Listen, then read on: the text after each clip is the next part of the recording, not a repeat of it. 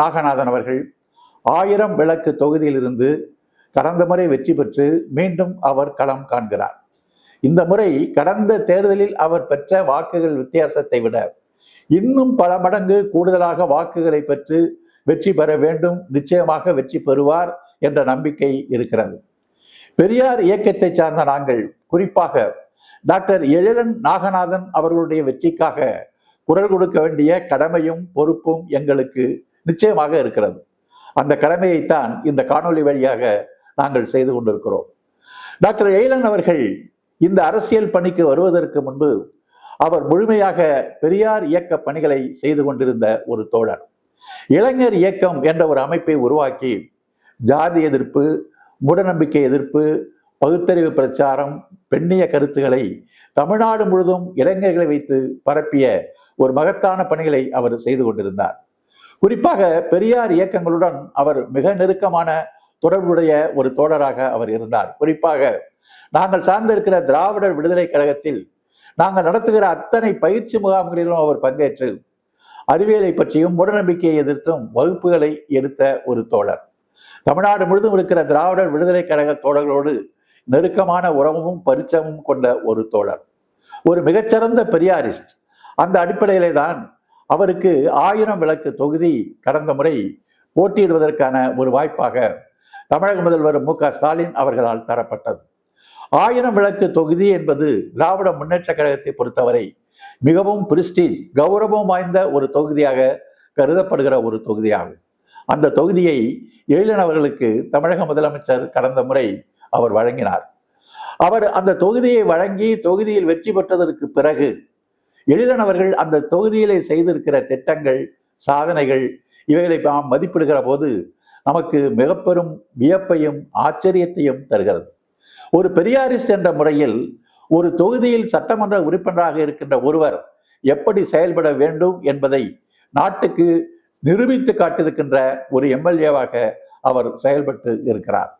முதலில் அவர் தொகுதியை கைப்பற்றியவுடன் தொகுதியில் இருக்கிற பிரச்சனைகள் என்ன, மக்களுடைய கோரிக்கைகள் என்ன என்பதை பற்றி முழுமையாக அலசி ஆராய்ந்து கண்டறிந்து உயர் அதிகாரிகளுடன் கலந்து பேசி அந்த பிரச்சனைகளுக்கும் அந்த பிரச்சனைகளுக்கான தீர்வும் என்ன என்பதை பற்றி ஒரு 40 கருத்துருவாக்கங்களை அவர் முதலில் கட்டமைத்தார்.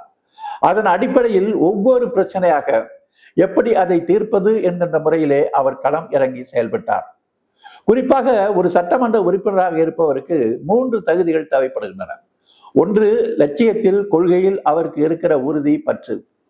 இரண்டாவது, சட்டமன்றத்தில் அவர் நிகழ்த்துகிற உரைகள். மூன்றாவது, தான் தேர்ந்தெடுக்கப்பட்ட தொகுதி மக்களுக்கு செலுத்த வேண்டிய, செய்ய வேண்டிய செயல்பாடுகள். இந்த 3 தளத்திலும் மிகச்சிறந்த வெற்றியை பெற்றிருக்கிறார் நம்முடைய மருத்துவர் எழிலன் என்பதை நாம் பெருமையாக கூறிக்கொள்ள முடியும். மற்ற சட்டமன்ற உறுப்பினர்கள் எப்படி செயல்பட வேண்டும் என்பதற்காக தான் சட்டமன்ற உறுப்பினராக வந்த உடனே முதலிலே ஒரு 500 நாட்களுக்கு தன்னுடைய சாதனைகளை விளக்கி ஒரு நூலை வெளியிட்டார், தொகுப்பு நூல். பிறகு 1000 நாட்களுக்கு உள்ள சாதனைகளை விளக்கி 2வது தொகுப்பு நூலை வெளியிட்டார். இப்போது 5 ஆண்டுகளுக்கான சாதனையை விளக்கி ஒரு மாபெரும் தொகுப்பு நூலை வெளியிட்டு அதை ஒவ்வொரு வாக்காளர்களிடம் சென்று வீடு வீடாக நடந்து சென்று அவர்களிடம் வழங்கி வருகிறார். அவர் செய்திருக்கிற சாதனைகள் கல்வெட்டு போல் மக்கள் கண்முன் அப்படியே இருக்கிறது. மற்றவர்களைப் போல கதை விடுவதோ, பொய் சொல்வதோ இதற்கு வாய்ப்பே இல்லை. சாதனைகளை அவர் எப்படி படைத்திருக்கிறார், எப்படி திட்டமிட்டிருக்கிறார் என்பதெல்லாம் ஒரு சட்டமன்ற உறுப்பினர் எப்படி செயல்பட வேண்டும் என்பதை நாட்டுக்கு உணர்த்துவதாக இருக்கிறது. முதலிலே பல செய்திகளை சொல்ல முடியும், மணிக்கணக்கில் அவருடைய சாதனைகளை சொல்ல முடியும். ஆனால் குறிப்பாக அவருடைய அணுகுமுறை எப்படி இருந்தது என்பதை பற்றி சில கருத்துக்களை நான் பகிர்ந்து கொள்ள விரும்புகிறேன். முதலில் ஒரு பகுதியில் இருக்கிற பிரச்சனைகளை அந்த அரசு அதிகாரிகளிடம், நிர்வாகத்திடம் கொண்டு சென்று அதை தீர்த்து வைப்பது என்பது ஒரு மிகப்பெரிய சிக்கலான ஒரு பிரச்சனை. அதிகாரிகளிடம் மனு கொடுப்பது, பிறகு அது அரசை நோக்கி நகர்வது, ஒவ்வொரு மேஜையாக அந்த கோப்புகள் நகர்ந்து கொண்டு போவது, இவைகளெல்லாம் முடிந்து அந்த பிரச்சனை தீர்வதற்கு பல மாதங்கள் எடுக்கின்ற ஒரு ஆமை வேக நிர்வாக கட்டமைப்பில் இந்த நிர்வாகத்தை எப்படி சுறுசுறுப்பாக இயங்க வைக்க முடியும் என்று எழிலன் அவர்கள் சிந்தித்தார்கள். அதற்காக அவர் ஜாயிண்ட் ஆக்ஷன் கமிட்டி என்ற ஒரு அமைப்பை உருவாக்கினார். அதிலே மாநகராட்சி, குடிநீர் வாரியம், குடிசை மாற்று வாரியம், மின்சார வாரியம் உட்பட அத்தனை துறைகளையும் ஒன்றாக இணைத்து, துறை அதிகாரிகளை ஒன்றாக இணைத்து, பிரச்சனைக்குரிய பகுதிகளில் அவர்களை அழைத்து சென்று மக்களுடைய கருத்துக்களை கேட்டு உடனுக்குடன் அந்த இடத்துல அந்த பிரச்சனைகளை தீர்க்கின்ற ஒரு சாதுரியமான செயல்பாட்டை அவர் செயல்படுத்தி காட்டி அதிலே மகத்தான வெற்றியையும் அவர் பெற்றிருக்கிறார். மக்களை சந்திப்பதற்கான திட்டங்களை தொடர்ச்சியாக அவர் செயல்படுத்தி வந்து மக்களோடு மிகப்பெரிய ஒரு நெருக்கத்தை ஏற்படுத்திய ஒரு செயல்வீரராகவும் சட்டமன்ற உறுப்பினராகவும் அவர் செயல்பட்டு இருக்கிறார். தொகுதிக்கு ஏராளமான திட்டங்கள் வந்திருக்கின்றன. இந்த நூலை தொகுப்பை படிக்கின்ற போது அவ்வளவு திட்டங்கள். அந்த தொகுதி என்பது பல்வேறு சிறப்புகளை உள்ளடக்கிய ஒரு தொகுதி. வள்ளுவர் கோட்டம் அங்கேதான் இருக்கிறது, செம்மொழி பூங்கா அங்கேதான் இருக்கிறது, அண்ணா மேம்பாலம் அங்கேதான் இருக்கிறது. இவைகள் எல்லாம் மேம்படுத்தி அழகுற பொலிவுற செய்கின்ற அளவிற்கு அவைகள் மேம்படுத்தப்பட்டு இருக்கின்றன. மருத்துவ அமைப்புகள், மருத்துவ கட்டமைப்புகள் மிக வலிமையாக அங்கே உருவாக்கப்பட்டு இருக்கிறது. மருத்துவ கட்டமைப்புகள் என்று சொன்னால் கண்ணொலி வழங்குகின்ற திட்டம், அதுபோல குழந்தை இல்லாதவர்களுக்கு குழந்தை பெறுவதற்கான மையங்கள், இன்றைக்கு அவைகளெல்லாம் பல கோடி ரூபாய் செலவில் தனியார் மையங்கள் அவை வைத்து கொழுத்து கொண்டிருக்கின்றன. ஆனால் அவைகளெல்லாம் இலவசமாக கிடைக்கின்ற அளவிற்கு அந்த மையங்களை அவர் உருவாக்கி இருக்கிறார். அதை விட இன்றைக்கு மக்கள் பெரிதும் பாதிக்கப்பட்டிருக்கின்ற டயாலிசிஸ், அந்த டயாலிசிஸ் என்பது இன்றைக்கு சிறுநீரக தொற்றால் டயாலிசிஸ் செய்து கொண்டிருக்கிறவர்கள் பெருந்தொகையை செலவிட வேண்டிய நேரத்தில் தன்னுடைய தொகுதியில் இலவசமாக டயாலிசிஸ் சென்டர், அது மாதிரி ஹெப்படைட்டிஸ் பி சி என்று சொல்லப்படுகிற நோய்க்கான சிகிச்சை மையங்கள், இவையெல்லாம் இலவசமாக கிடைப்பதற்கு அங்கே அவர் ஏற்பாடு செய்திருக்கிறார். ஏராளமான பூங்காக்கள் வந்திருக்கின்றன. டென்னிஸ் பூங்கா, சர்வதேச அளவிலே பாக்ஸிங் நடக்கின்ற அளவிற்கான சர்வதேச அளவில் இருக்கின்ற மையங்கள் என்று ஏராளமான மையங்கள் அங்கே வந்து கொண்டே இருப்பதை நாம் பட்டியலிட்டு காட்ட முடியும். இது தவிர மக்களிடத்தில் இருக்கின்ற அவருடைய நெருக்கமான தொடர்புக்கான ஒரு திட்டங்களை உருவாக்கி, மக்கள் சந்திப்பு இயக்கங்களை உருவாக்கி, அதை தொடர்ச்சியாக அந்த சந்திப்பு இயக்கங்களை முன்னெடுத்துக் கொண்டிருக்கின்ற செயல்பாடுகளும் அங்கே நடந்து கொண்டிருப்பதை நாம் பார்க்க முடியும். குறிப்பாக வீடு இல்லாமல் தொகுதிகளில் தெரு ஓரங்களில் படுத்து கிடக்கின்ற மக்களுக்கு ஒரு காப்பகம் ஒன்றை உருவாக்கி, அவர்களுக்கு தங்குமிடத்தையும் உருவாக்கி, அவர்களுக்கு 3 வேளை சாப்பாடையும் உறுதி செய்கின்ற ஒரு திட்டம். அதை காணொலி காட்சி வழியாக நாம் பார்த்தபோது மிகவும் நெகிழச் செய்கின்ற ஒரு திட்டமாக அந்த திட்டம் அமைந்து இருக்கிறது. ஏராளமான மருத்துவ காப்பகங்களோடு, விளையாட்டு மைதானங்களோடு, பூங்காக்களோடு, இன்னும் குறிப்பாக சொல்ல வேண்டும் என்று சொன்னால் ஒவ்வொரு வார்டுக்கும் தான் என்ன செய்திருக்கிறேன் என்பதை வார்டுவாக மைக்ரோ லெவல் அடிப்படையில் அவருடைய சாதனைகளை அவர் பட்டியலிட்டு அவர் காட்டி இருக்கிறார். நகர்ப்புற வீரற்றோருடைய அந்த சேவைகளால் பயன்பெற்றவர்கள் அளித்த ஒரு பேட்டி என்பது மிகவும் நெகிழச் செய்கின்ற ஒரு பேட்டியாக அங்கே அமைந்திருப்பதை நாம் சுட்டிக்காட்ட வேண்டி இருக்கிறது. இப்படி பல்வேறு திட்டங்களை நாம் சொல்லிக்கொண்டே போகலாம்.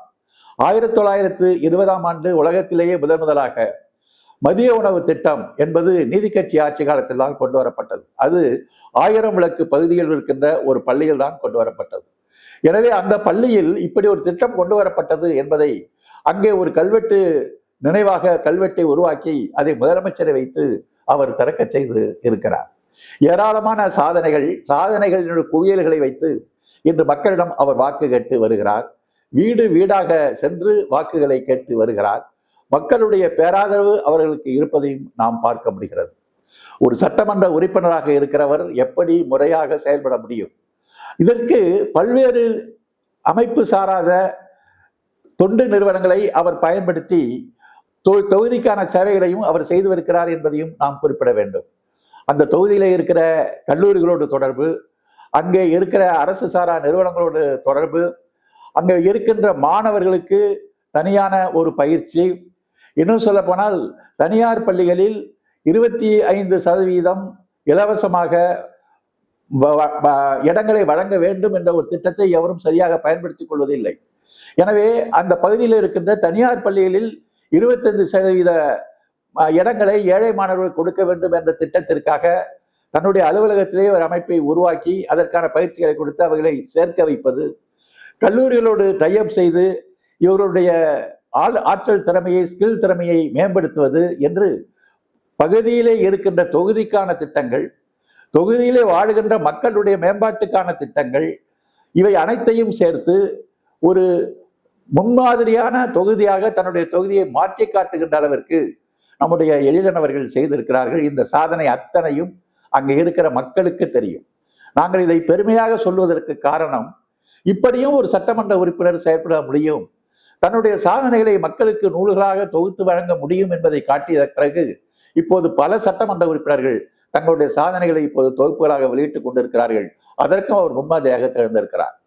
தமிழ்நாடு முதலமைச்சர் மு.க.ஸ்டாலின் இப்படி நேர்மையான கொள்கை உரம் கொண்ட, மக்களுக்கு உண்மையாக செயல்படக்கூடிய இளைஞர்களை ஊக்குவிக்க வேண்டும் என்ற கருத்தோடு முனைப்போடு செயல்படுகின்ற ஒரு காலத்தில் ஒரு காலகட்டத்தில் டாக்டர் எழிலன் போன்றவர்கள் முதலமைச்சருடைய முத்துவேல் மு.க.ஸ்டாலின் அவர்களுடைய அந்த எதிர்பார்ப்புக்கு இணங்கக்கூடிய ஒரு செயல் வீரராக இன்றைக்கு பரிணமித்து நிற்கிறார் என்பதும், அதுவும் பெரியார் இயக்கத்தை சேர்ந்த ஒரு தோழர் இந்த பெருமைமிகு செயல்பாடுகளை நிறைவேற்றி காட்டியிருக்கிறார் என்பதும் உண்மையிலேயே பெரியாரிஸ்டுகளுக்கும் பெருமைப்படுத்துகிறது. ஒரு பெரியாரிஸ்ட் என்று சொன்னால் அவனிடம் பொது ஒழுங்கு, நேர்மை, வெளிப்படைத்தன்மை இவை அனைத்தும் இருக்கும். அதுதான் அவருக்கான மிகப்பெரிய வலிமை.